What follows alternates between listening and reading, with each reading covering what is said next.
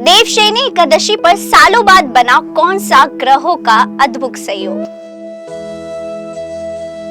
किन राशियों की सोई किस्मत जगा देंगे भगवान विष्णु?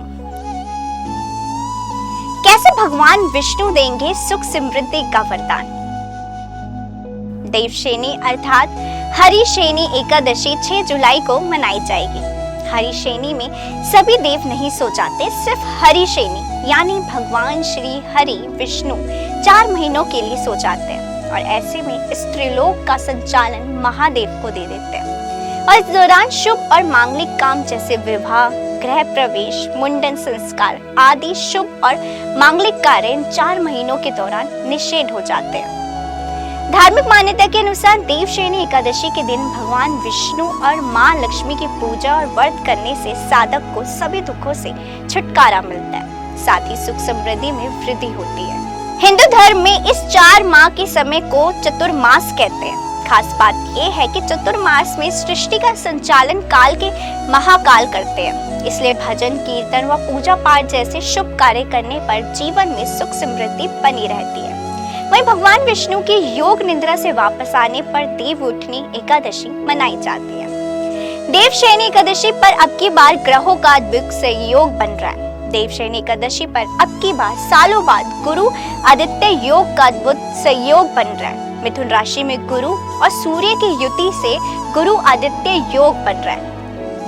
देवशयनी एकादशी पर भगवान विष्णु 4 महीने के लिए योग निद्रा में चले जाते हैं। अब की बार गुरु आदित्य योग जैसा धनदायक योग होने पर विष्णु भगवान सोने से पहले मिथुन और सिंह सहित 5 राशियों के सोए भाग्य जगा देंगे। इन राशियों को अपने जीवन में बेहतरीन अवसर मिलेंगे और साथ ही कारोबार में भी दिन दुगनी और रात चौगुनी तरक्की प्राप्त होगी। भगवान विष्णु की कृपा पाने वाली कौन सी है वो 5 लकी राशियां, आइए आपको बताते हैं। वृषभ राशि, कर्क राशि, कन्या राशि, धनु राशि, मीन राशि। इस साल 6 जुलाई 2025 को देवशयनी एकादशी मनाई जाएगी। इस दिन व्रत रखने से व्यक्ति के धन धान्य में वृद्धि और समस्त पापों का नाश होता है। यही नहीं, साधक को मोक्ष की प्राप्ति भी होती है। इस दौरान विष्णु जी को कुछ खास चीजों का भोग लगाने से वो प्रसन्न होते हैं और साधक पर अपनी कृपा बरसाते हैं। आइए इनके बारे में जानते हैं।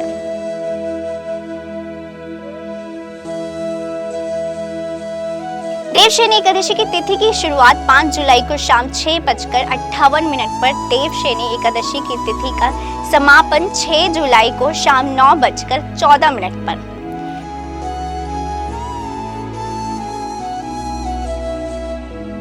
वहीं एकादशी व्रत का पारण द्वादशी तिथि पर ही करना चाहिए। इस बार देवशयनी एकादशी का व्रत पारण 7 जुलाई को किया जाएगा। इस दिन सुबह 5:29 से लेकर 8:16 तक व्रत पारण करने का शुभ मुहूर्त है।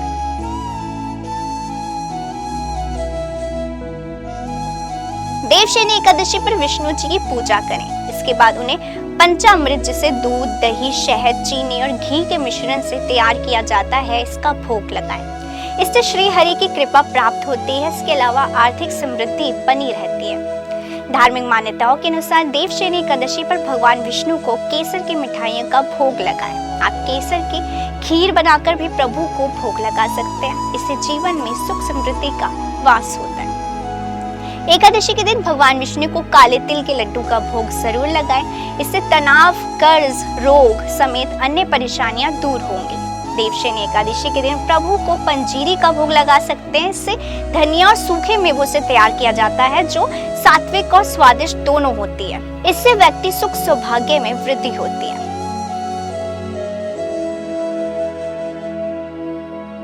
द्वादशी तिथि पर सुबह उठकर स्नान कर पीले कपड़े धारण करें। सूर्य देव को अर्घ्य दें। इसके बाद मंदिर की सफाई करें। भगवान विष्णु और मां लक्ष्मी की पूजा अर्चना करें। आरती कर मंत्रों का जप करें। इसके बाद भगवान विष्णु सात्विक चीजों का भोग लगाएं। एक बात का खास ख्याल रखें कि भोग में तुलसी के पत्ते जरूर शामिल करें।